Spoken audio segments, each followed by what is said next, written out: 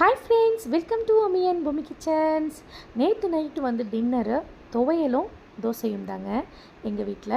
So அதுக்காக துவையலுக்காக ready பண்ணிகிட்ருக்கேன். ஒரு அரை மூடி தேங்காய் எடுத்துக்கிட்டாச்சு. அதில் 3 பச்சை மிளகாய், 3 பூண்டு, அதுக்கப்புறம் கொஞ்சம் போல் சால்ட்டு, தேவையான அளவுக்கு தண்ணி வந்து உங்களுக்கு தேவையான அளவுக்கு நீங்கள் ஊற்றிக்கோங்க. இது சட்டுன்னு ரெடி பண்ணிடலாம். ரொம்பவே டேஸ்டியாக செம்மையாக இருக்கும். அவசரத்துக்கு இந்த துவையலை நீங்கள் கண்டிப்பாக ட்ரை பண்ணுங்கள். ரொம்ப டேஸ்ட்டாக இருக்கும். சின்னவங்கலேருந்து பெரியவங்க வரைக்கும் எல்லாருக்குமே ரொம்ப பிடிக்கும்னு பார்த்துக்கோங்க.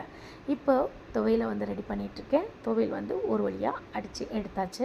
இங்கே பாருங்கள், இந்த பதத்துக்கு நான் அடித்து எடுத்திருக்கேன். உங்களுக்கு தேவைப்பட்டால் இதில் கருவேப்பிலை, கொத்தமல்லியும் கூட சேர்த்து நீங்கள் அரைக்கலாம். அதுவுமே இன்னும் ரொம்ப நல்ல மணமாக இருக்கும். இப்போ நம்ம தேவையான அளவுக்கு தண்ணி விட்டு இதை வந்து மிக்ஸ் பண்ணி வச்சுக்கலாம்.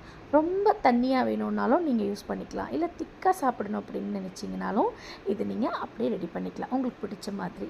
அதுக்கப்புறம் தோசை மாவும் வந்து கரைச்சி ரெடியாக எடுத்து வச்சாச்சு. உப்பு போட்டு நல்லா வந்து கரைச்சிக்கிட்டு இருக்கேன். துவையலும் வந்து ரெடியாக இருக்குது. இப்போ தோசை ஊற்ற வேண்டியது தான் மிச்சம். அதுக்கப்புறம் பசும்பாலில் சூப்பரான ஒரு ஸ்வீட் ஒன்று ரெடி பண்ணியிருந்தேன்.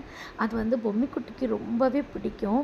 ஸோ அந்த ஸ்வீட் வந்து அவள் ஸ்கூல்லேருந்து வரத்துக்குள்ளே நம்ம ரெடி பண்ணணும்னு சொல்லிவிட்டு நான் ஈவினிங்கே வந்து ரெடி பண்ணேன். பாதி ஸ்வீட் வந்து காலி பண்ணிட்டாங்க, கொஞ்சம் தான் வச்சுருக்காங்க. இது நைட்டு போல் நான் டிஃபனை முடிச்சுட்டு அதுக்கப்புறம் வந்து இதை சாப்பிடணும்.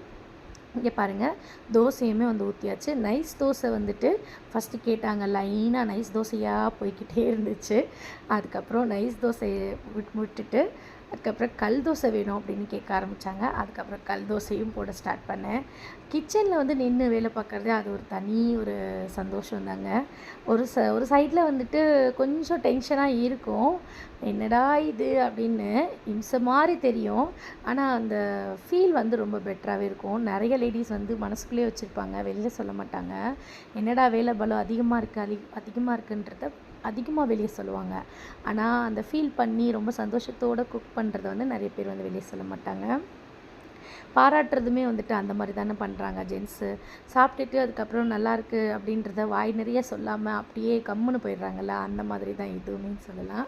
கல் தோசை அதுக்கப்புறமா கண்டினியூஸாக போய்கிட்டு இருந்துச்சு. எல்லோரும் வந்து சாப்பிட்டு முடித்தாங்க. ஃபைனலாக நமக்கு ஒரு தோசையை நம்ம சுட்டு எடுத்துக்கிட்டோம். கொஞ்சமாக தோசையும் கொஞ்சோண்டு துவையலும் ரெடியாக இருந்துச்சு. அதுக்கப்புறம் ஆம்லேட்டும் வந்து கேட்டாங்க. ஸோ ஆம்லேட்டும் டமால் டிமில்னு போட்டு எடுத்தாச்சு. நைட்டு ஆனாலே உங்களுக்கு வந்துட்டு பார்த்திங்கன்னா டயர்டாகிடுது இல்லையா, மாத்திரை போடுற டைமிங் வேறு. அதனால் அவசரமாக வந்துட்டு ஆம்லேட்டும் வந்து ரெடி பண்ணி கொடுத்தாச்சு. அதில் தான் இந்த வீடியோ.